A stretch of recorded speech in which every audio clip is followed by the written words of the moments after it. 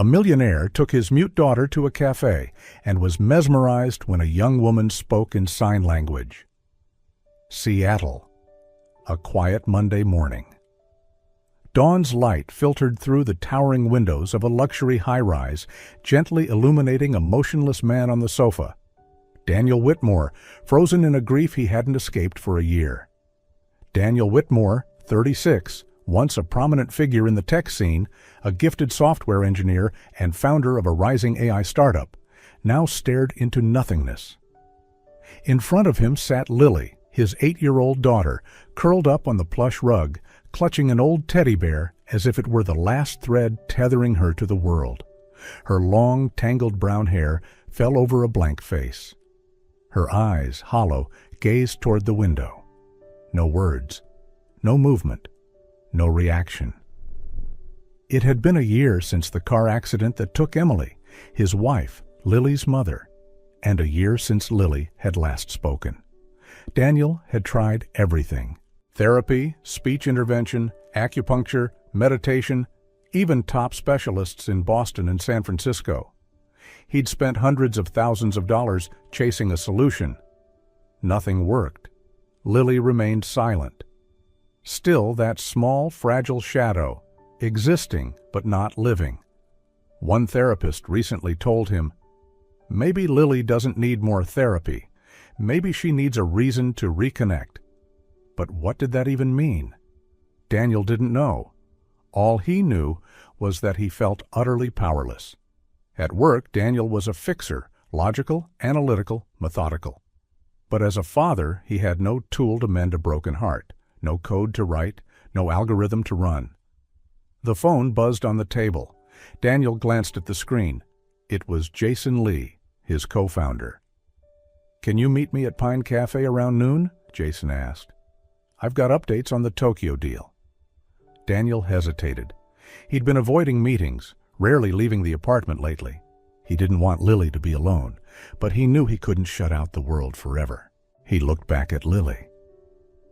"Sweetheart," he said gently, "would you like to come out with me today? Just for a little while?" There was no reply, but as he bent down to put on his shoes, Lily slowly stood up and reached for his hand. It was such a small gesture, but to Daniel it was everything. A flicker of hope. He smiled softly. "Okay then, let's go." Lily gave a faint nod. On the way to the cafe, Daniel kept glancing at her through the rearview mirror. She sat quietly in the back seat, still hugging her bear, but something felt different, not quite as empty, as if some small piece of Lily was finding its way back. He had no idea that just hours later their lives would begin to change forever, starting with a single smile and a stranger with hands that knew how to speak.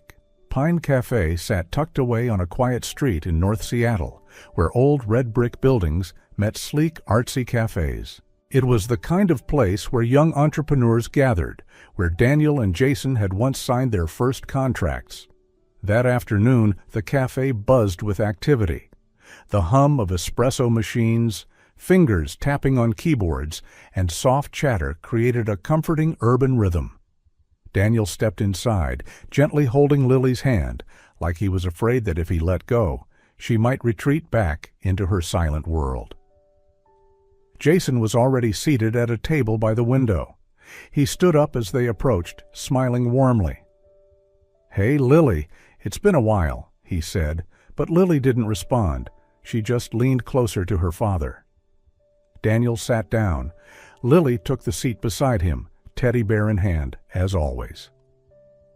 Jason launched into updates about contracts, investors, and the Asian market.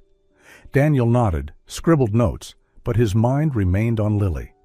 Her eyes were distant, unfocused. Then something unexpected happened. From the open kitchen, a young woman stepped out, wearing a cream apron, her dark hair tied back neatly, eyes sharp and kind. She carried a tray of freshly baked goods, smiling at regular customers as she passed. Her name was Sofia Delgado. As her eyes met Lily's, Sofia's smile softened. She paused, tilting her head slightly, observing. Daniel noticed her gaze. There was something different in it. Not curiosity, not pity. Something more intuitive. Sophia walked over, set the tray down near their table. After a brief hesitation, she crouched to Lily's level and began signing. Her hands moved softly, fluidly, like a quiet dance. Her eyes stayed fixed on Lily's, not demanding words, only offering connection, like one silent soul calling to another. Daniel froze. So did Jason. Then the impossible happened. Lily smiled. Not wide, not bold, but a smile. Daniel's breath caught. She hadn't smiled like that since the accident. Sophia continued signing, slow and gentle, like she was coaxing a lost soul back home. Lily didn't speak, but her eyes lit up. She watched Sophia intently, then slowly raised one small hand and mimicked a few clumsy signs. Jason leaned in and whispered, "Who is she?" Daniel didn't answer. He couldn't take his eyes off them, afraid any movement might shatter this fragile moment. Finally, Sophia looked up at Daniel, signed, "Hello," and then spoke with a soft Latin American accent. "Sorry, I didn't mean to interrupt, but I noticed she seemed uncomfortable, and I thought I might be able to help." Daniel stood and stepped closer. "I'm Daniel. This is my daughter, Lily. Thank you for whatever that was."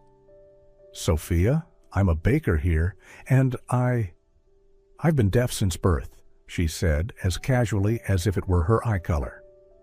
"But you and she, you understood each other?" Daniel asked, still stunned. "She knows a few basic signs. I think she was trying to say hi, and I like your smile. It wasn't perfect, but I got the message." For the first time in months, Daniel felt something that almost scared him to admit. Hope. That evening, Daniel barely slept. He kept watching Lily during dinner. She didn't speak, as usual, but something felt different. When he asked, "Would you like more orange juice?" Lily nodded gently, and it was the first time in months she responded with any voluntary action. One small moment of communication, but it made the entire meal feel warmer. The next morning, Daniel drove to Pine Café just to thank Sophia. He wasn't sure if she'd even remember him, but she stepped out from the kitchen and smiled the moment she saw him. "I don't usually go to the same cafe 2 days in a row," Daniel said. "But yesterday, what you did with Lily. Thank you." Sophia shook her head modestly. "Lily is special. I just spoke to her in the only way I know how." Daniel glanced toward the kitchen behind her. "I know this might sound abrupt, but would you be willing to teach her sign language?" Sophia blinked. "I'm not a teacher." "But you did something 5 therapists couldn't," Daniel replied. "Lily smiled. She connected with you. Please." Sophia was silent for a long moment. Then she gave a soft nod. 1 hour a day after school, and no pressure. "No pressure," Daniel promised. From that day on, Pine Café became a daily ritual. Lily arrived every afternoon after school and sat at a small table near the kitchen, where Sophia would teach her basic signs, greetings, feelings, animals. Simple lessons, but for Lily, they were keys, each one unlocking a little door back to the world. Daniel often sat nearby, pretending to work, but really just watching his daughter, his heart swelling. One day, Lily signed to Sophia, "Is Mommy in heaven?" Sophia paused, then nodded. "I believe so." Daniel turned away, hiding the tears in his eyes. Lily began to change. She started initiating contact, smiling as she walked in, greeting Sophia with a signed hello. Her eyes, once dim, now shimmered with something new. Daniel felt something unfamiliar, relief and gratitude. What he didn't realize right away was that he was changing too. He smiled more, checked his phone less. Afternoons became sacred, not because of business deals, but because of Lily's awkward laughter or Sophia's patient hands correcting each sign. During those afternoons, Sophia started sharing her story. She was born in Mendoza, Argentina. Deaf from birth, her family was poor, but her grandmother, a fierce woman, had learned sign language to teach her. Through her, Sophia learned to hear the world through eyes, hands, and heart. She told it all with a smile and bright eyes. Lily listened, spellbound. Daniel watched in quiet admiration. One day, Sophia said, "I used to think I could never be anything important. Then I learned to bake, and I discovered my hands could create flavor, not just language." Daniel smiled. "You're doing something far more important now." When Lily ended that day's lesson, she signed "Thank you," placing both hands at her chin and moving them outward. Sophia touched her forehead gently. "You're welcome." Daniel watched it all and realized they were building something without words. At first, Daniel simply felt grateful to Sophia for what she'd done for Lily. But as the lessons continued, day after day, each afternoon at Pine Café, becoming its own quiet ritual, he began to see her differently. Sophia never complained. Even on days when the cafe was crowded, the oven malfunctioned, or the Seattle rain poured endlessly, she taught Lily with patience, a steady smile, and hands that never tired. She had a way of making everything simple: a sign language lesson, a bite of pastry, a short story told through expressions and glances. They all became bridges guiding Lily back to the world. Daniel often found himself watching Sophia when she wasn't looking, when she wiped down the counter, when she adjusted Lily's fingers with gentle precision, when she chuckled softly at his daughter's clumsy attempts at signing. And in those moments, he realized he didn't admire Sophia only because she helped Lily, but because of who she was. A woman who lived with a limitation yet refused to let it define her, who worked hard, treated others kindly, and never asked for pity. A person who could say so much without saying a word. Daniel started to look forward to the afternoons, not just for Lily's sake, but because he wanted to be there, to see Sophia, to hear her quiet, powerful stories. One day Lily signed, "Do you feel sad that you can't hear music?" Sophia smiled. "Of course, but my grandmother once told me, you can feel rhythm with your heart, not your ears." And she was right. When you learn to listen with your heart, you don't miss as much as people think. Daniel sat in silence for a long while after that, and somewhere deep inside, he understood. He had begun to care for her, in a way that was quiet, slow, and deeply real. Saturday afternoon. Pine Café was quieter than usual. Daniel sat at their usual table, holding a warm cup of tea, eyes fixed on Lily, practicing signs with Sophia near the kitchen. She could now sign hello, thank you, cupcake, teddy bear, and even dad. Every new word was a small victory. Daniel watched her smile, a real one, unforced, and felt a warmth in his chest he hadn't felt in a long time. Sophia sat across from Lily, guiding her hands gently. In the soft cafe lighting, she looked calm, almost serene. When the lesson ended, Lily ran over and gave Daniel a quick hug, something unthinkable just months ago, then skipped off to the counter to grab her treat. Daniel stayed back, chatting with Sophia as she tidied up their learning space. "Lily's really changing," he said, voice thick with emotion. "And it's because of you." Sophia smiled but didn't look up. "It's not because of me. She was ready. I just offered a different path." There was a pause. Then Daniel asked, "I've always wondered, what brought you to Seattle? I mean, not many people from Argentina choose this city to start over." For the first time, Sophia's eyes dimmed. "You want the real story?" Daniel nodded, sincere. Sophia sat down across from him, fingers brushing the edge of the tablecloth as if searching for the right place to begin. "My dad ran a small construction company in Buenos Aires. When I turned 18, he asked me to sign a few documents, something about assets. I didn't really understand. I just wanted to help. But after he died of a heart attack last year, I found out he had debts and he'd been involved in some financial misconduct. Daniel's brow furrowed. And they think you were involved? The lawyers representing his clients think I knew, that maybe I benefited from the money he moved around improperly. It's still under investigation, no charges. But I didn't feel safe there anymore. So you came here? Yes, a former classmate who studied abroad in the U.S. helped me get a temporary work visa. I'm not running away. I just needed time, space, to figure things out. Daniel looked at her, not with suspicion, but with quiet understanding. Part of him knew that feeling well when the past shattered and all you wanted was to survive. You're not alone, he said.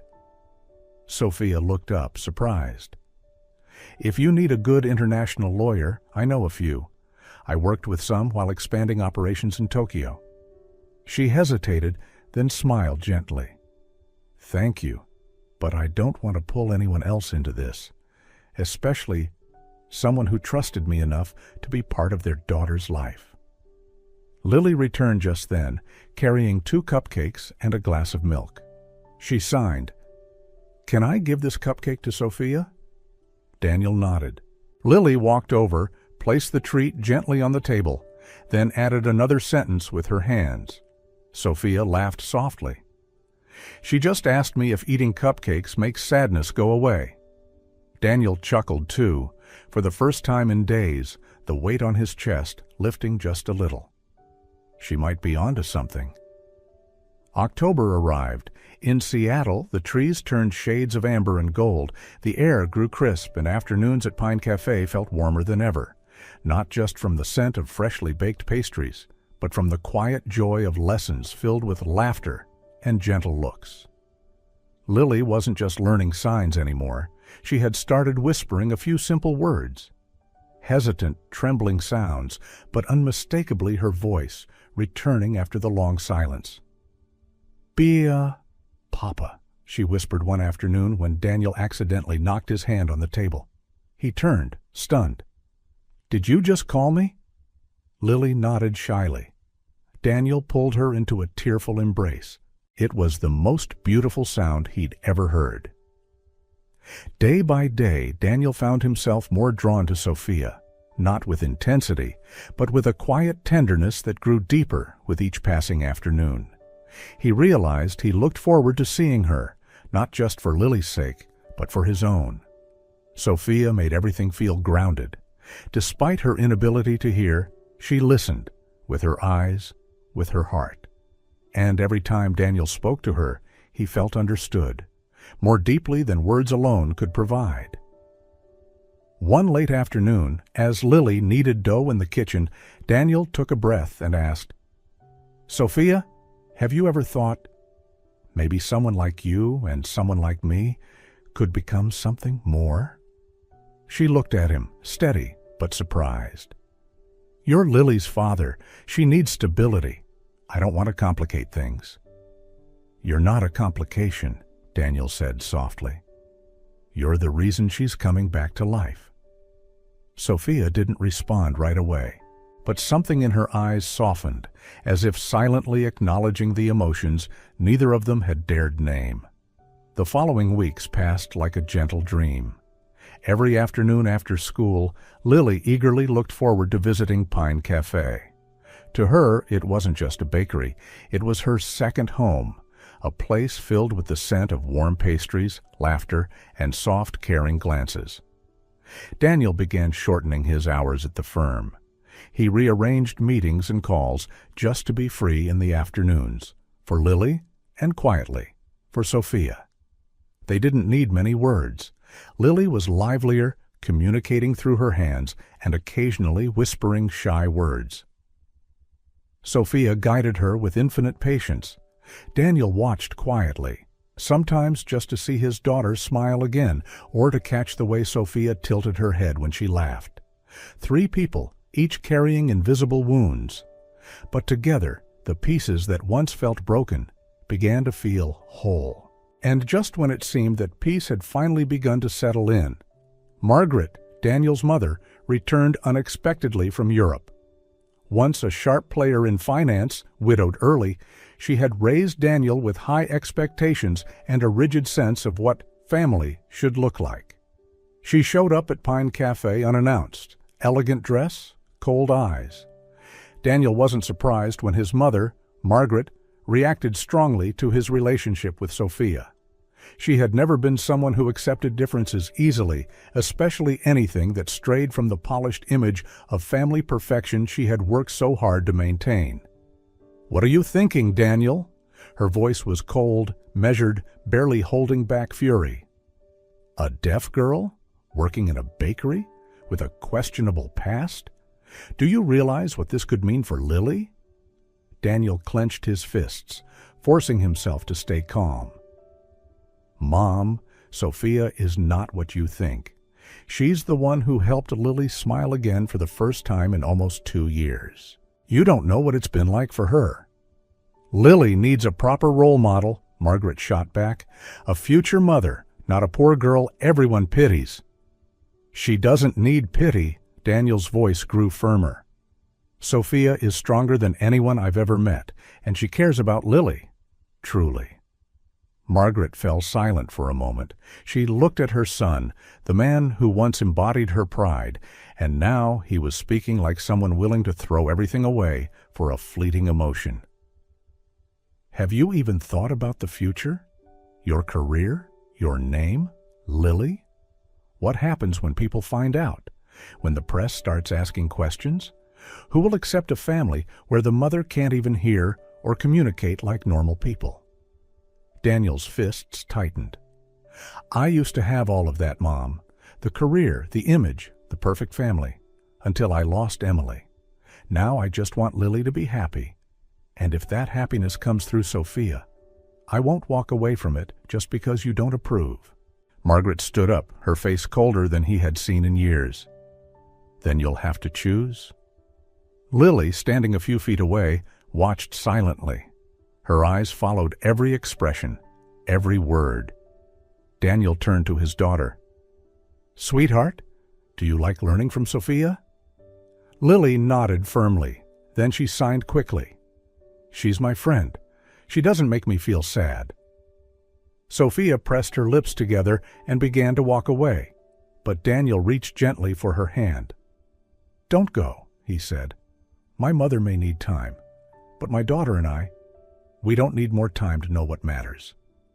What Daniel didn't realize was that his mother wouldn't give up so easily, and she wasn't the only one who would question the path he was choosing. Margaret had left after their heated conversation, leaving behind a heavy silence that filled the house. Daniel said nothing more. Sophia quietly washed the mugs, careful not to disturb the fragile space between them. And Lily, with her sensitive little eyes, could sense that something was changing. Just days later, cracks began to show in their quiet peace. The first headlines appeared. "Tech CEO Daniel Wyatt dating a deaf baker?" Front page. A photo of Daniel holding Lily's hand outside Pine Café, Sophia in the background, her hand still dusted with flour. What had been a warm, tender moment was now twisted into sensational scandal. Jason, the company's head of PR, called that same night. "Daniel, we can't stay silent. The press is digging deeper. There are stories about Sophia's past, her parents' divorce, dropping out of college due to financial trouble. It's all being blown out of proportion." Daniel didn't respond. The printed article sat on the table in front of him, Sophia's sad eyes frozen in the candid photo. "You're the face of the company," Jason continued. "We're about to launch an interactive education line for children with autism. The whole campaign is built on Daniel Wyatt, the devoted father, the visionary founder. If the media shifts focus to the emotional relationship with a disabled woman, it's going to divide public opinion. Investors might pull out. So you're saying I should abandon the only person who's helped my daughter feel safe again, for the sake of appearances?" Daniel asked, voice low. Jason sighed. "I'm saying every move you make has consequences now, and Sophia, she's not prepared for this kind of spotlight." Sophia already knew. Though she couldn't hear the gossip, She saw the wary glances, the whispers in the market. She felt the camera flashes outside the bakery every afternoon. One evening, while Lily was drawing in the kitchen corner, Sophia quietly placed a letter on the counter. Just one handwritten line inside. "I don't want to be the reason you or Lily get hurt." She turned to leave, unaware that Lily had been watching. The little girl saw the sadness in her steps, then glanced at the letter left behind. She couldn't read the words, but she knew something was slipping away. Lily ran outside, grabbing Sophia's hand and tugging her back. Her eyes were wide with fear. She signed, "Don't go. You're the only one who understands me." Sophia knelt down and held her tight. The small shoulders trembled, and for the first time in months, Lily cried, not from grief, but from the fear of losing something precious. Daniel stood nearby, silently watching the scene unfold, and suddenly, everything was clear. He couldn't let the outside world shake the foundation of the love they had been building, one fragile piece at a time. Sophia stood in the small kitchen of Pine Café, holding an old fabric tote bag with just a few personal items inside. The sky outside was turning gray, mirroring the weight in her heart. Through the glass, she could see Daniel kneeling beside his daughter, trying to explain something with a heavy voice and tired eyes. She turned to leave, when suddenly Lily dashed out from behind the counter, running toward her father with a sense of urgency he hadn't seen in years. Daniel knelt down, expecting her to sign like she always did. But this time, Lily spoke. Her voice was small, raspy, but clear. "Don't let her go." Daniel froze in place. Sophia stood still as stone. Time itself seemed to pause. No more background noise, no clatter from the cafe, just the trembling but determined voice of a little girl who hadn't spoken in over 2 years. Sophia broke into tears. Daniel, overwhelmed, wrapped his daughter in his arms. Still holding him tightly, Lily slowly looked up at Sophia and began combining speech with signs, each word careful, almost rehearsed. "She is my friend. She makes me not sad." Each word, each movement struck deep into Daniel and Sophia's hearts. There was no more confusion, no more doubt. Only one simple truth. Sophia wasn't just someone who helped Lily smile. She was the first person who made Lily want to speak. Daniel stood. He knew he had to make a decision, not for the company, not for the press, but for the family they were building, one piece at a time. He pulled out his phone and called Jason. "Daniel, finally, I just got out of the meeting with the Japanese partners. They want to finalize everything by—" "Jason, stop," Daniel cut him off. "We're not moving forward with them." "Excuse me?" "The company can wait, but my daughter can't, and I'm not letting anyone or anything silence her again." Jason fell quiet on the other end.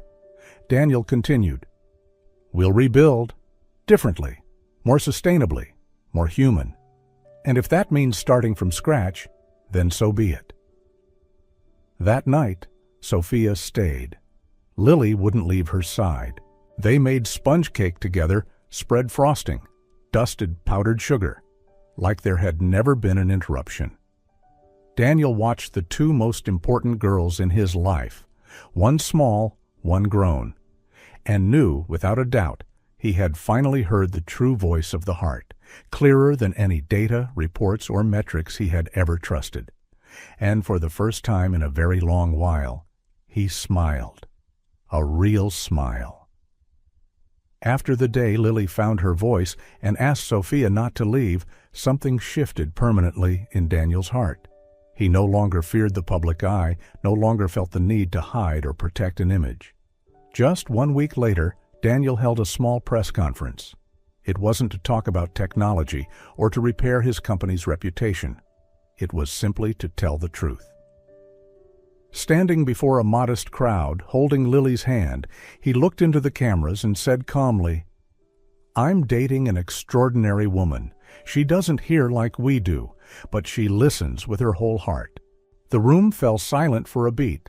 Then applause erupted. Not dramatic, not forced, just honest clapping for something beautiful and brave. Sophia, too, began her own new chapter. With Daniel's quiet support and the strength she had slowly regained, she opened her first bakery and named it Sweet Roots, a place where sweetness was rooted not just in sugar, but in empathy and belonging.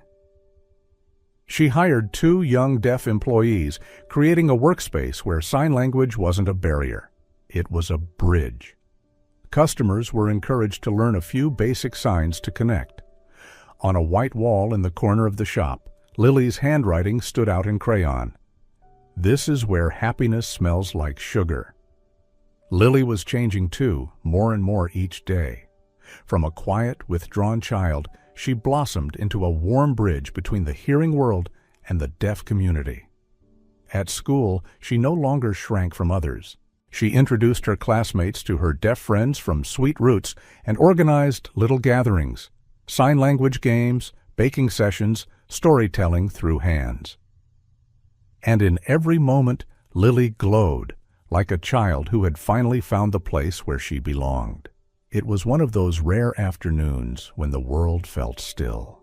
In the little garden behind the bakery, with the breeze carrying a hint of vanilla, Daniel knelt before Sophia. Not with grand gestures, but with the quiet certainty of a man who had found home. He simply held out a modest ring, no flowers, no fanfare, just the soft scent of vanilla in the breeze and Lily's laughter echoing from inside. Looking into Sophia's eyes, he said gently, "You healed my daughter. You healed me. Will you help us write the next chapter?" Before Sophia could even answer, Lily came running, throwing her arms around both of them and whispering, "I say yes, if I get to make the wedding cake." They laughed, eyes brimming with tears. But Lily wasn't done. She looked Daniel in the eye and added seriously, "And the wedding has to have a sign language interpreter. Everyone needs to understand how beautiful love is." In that moment, Sophia pulled Lily close, unable to stop the tears. 3 people, each once hurt, once alone, had found each other. They weren't perfect, they weren't traditional, but they were choosing to stay, choosing to love, to protect, to rebuild. They weren't a family because life made them one. They were a family because they chose each other. 2 years later, Lily turned 10. In the backyard, now blooming with lavender and hung with warm golden lights, a simple but meaningful birthday party was in full swing. Her friends, both hearing and deaf, were laughing, playing games, decorating cupcakes together. On a small makeshift wooden stage, Lily stood confidently, holding a mic, eyes shining with joy. She began with a soft greeting in spoken English, then immediately signed the same message in LSF, like second nature, like breathing. Every word she spoke, every movement of her hands, carried the gaze of her loved ones, watching quietly with pride. In the corner of the yard, Margaret, Daniel's mother, sat silently with a cup of tea in hand. She had once opposed Sophia, once believed she wasn't good enough. But now, watching Lily shine like late summer sunlight, she finally understood. Sometimes love doesn't arrive the way we expect, but exactly the way we need. She wiped away a tear and offered Sophia a warm, genuine smile. Sophia, now 6 months pregnant, sat on a bench beside Daniel, one hand resting gently on her belly. She watched Lily with quiet awe. Her daughter was growing up not only fluent in spoken words, but fluent in the language of the heart, the very language Sophia once feared would hold her back. Lily ran to her mother, placed her tiny hand on Sophia's belly, and whispered, speaking and signing at once, "I'll teach the baby early. They'll speak with hands and heart." Daniel looked at his 2 girls, then at the woman beside him, the one who had entered his life by chance, but stayed with unwavering love and patience. In the soft evening light of Seattle, the 3 embraced, not perfect, not traditional, but a true family, where everyone could be themselves, where love didn't require explanation. As the lights from the garden twinkled above them and the scent of sugar danced through the air, Daniel whispered, almost to himself, "Some languages need no words. Love alone is enough to understand."